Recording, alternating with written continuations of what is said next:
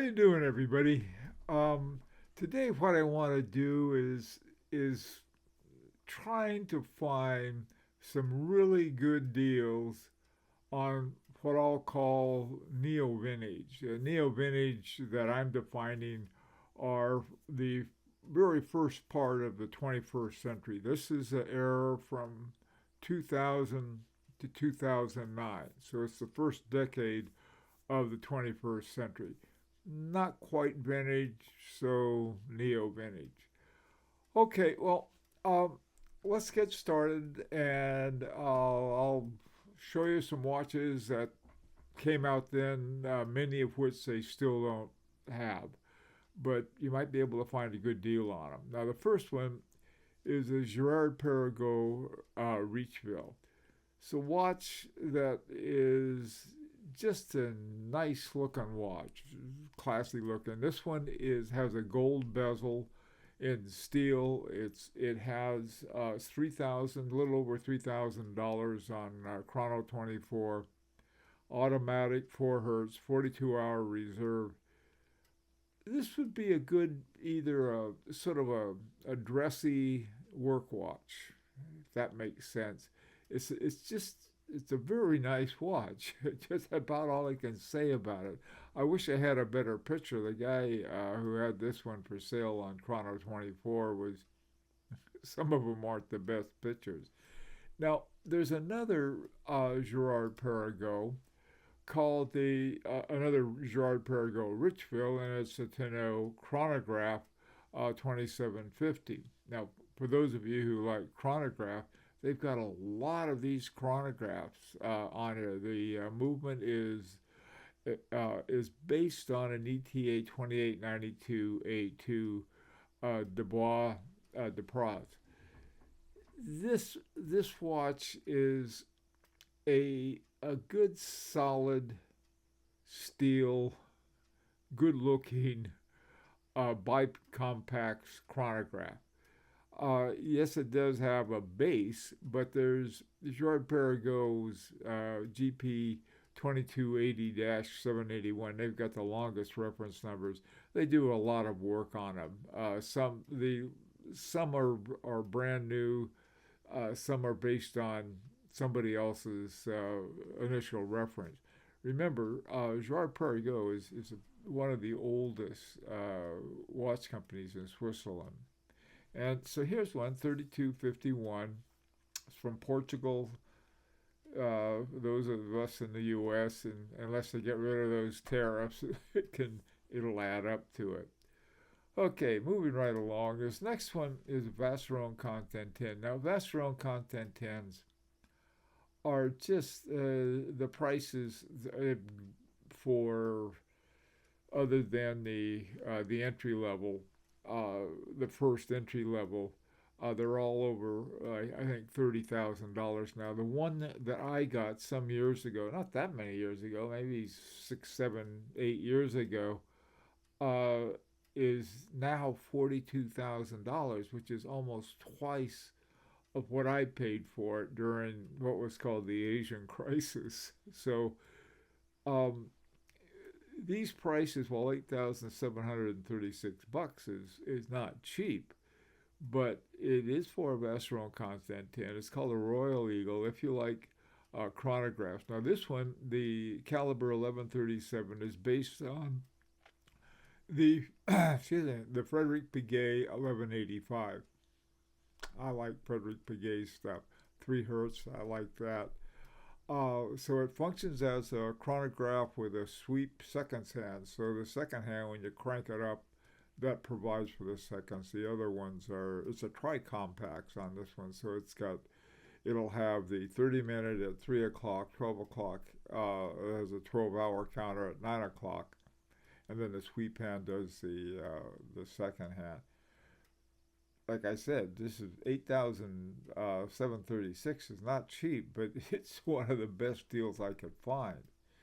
Let me give you another example. Here's another Vacheron Constantin, one I really like. This is called the Power Reserve Historique. 48101. Now remember, these are all from between 2000 and 2009, 2010. They may have started a little before and may have extended their production a little after that, but this is sort of the center of it.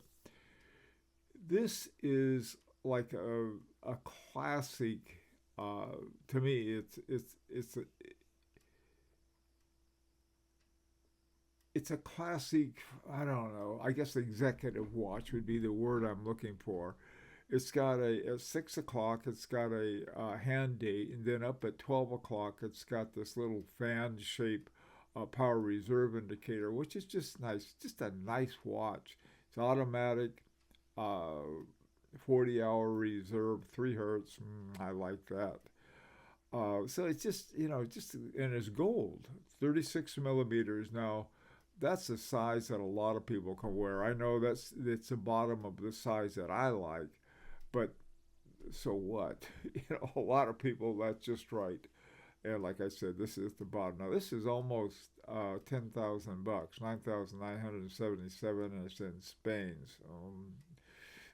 I mean, if you live in Spain or Asia or some other place, there's not going to be these crazy tariffs on it. But just to give you an idea of the difference between something like this, which is, let's face it, is right around 10,000. Here is a brand new 2025 Patrimony from Vacheron Constantin. Same company, very similar looking watch in certain respects. It's $34,400. So, I mean, you can have a watch from that same company, and it's, it's not $34,000. Okay, moving right along, and getting to another company I always like is Jaeger-LeCoultre. This one is the Master Control Geography. I probably mentioned this watch before, and something, because it's just a good watch. This one is 624 with a make offer. May always make the offer. It's on eBay. This one I like. It's got a hand date up at 2 o'clock. It has a second time zone at 6 o'clock, and then a power reserve indicator between 10 and 11 o'clock. Automatic 4 hertz, 42-hour reserve. Now, a much more reasonable one is the Maurice Lacroix Masterpiece Calandrin Retrograde. 2003 on eBay, and it's got has a hand date over at, well, I guess you'd call that a hand date over sort of on the fan at around 10 o'clock.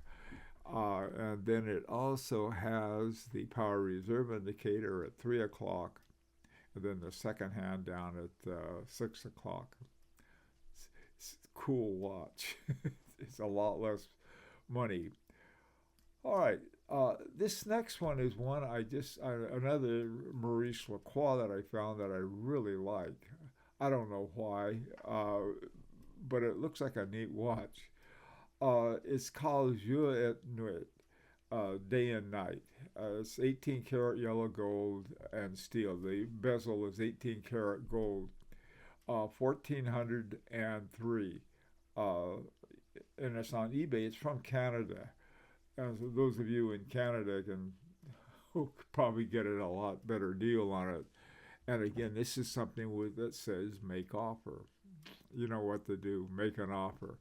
Love this watch. Now, this one has a Unitas 6497/8. Now, what does that mean? I found both references.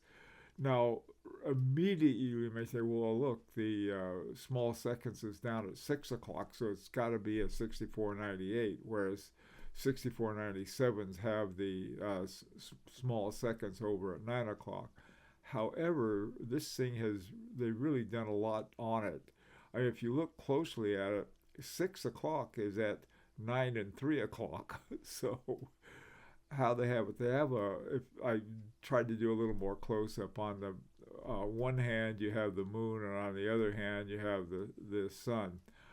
to tell you the truth, I've got no idea what's going on here.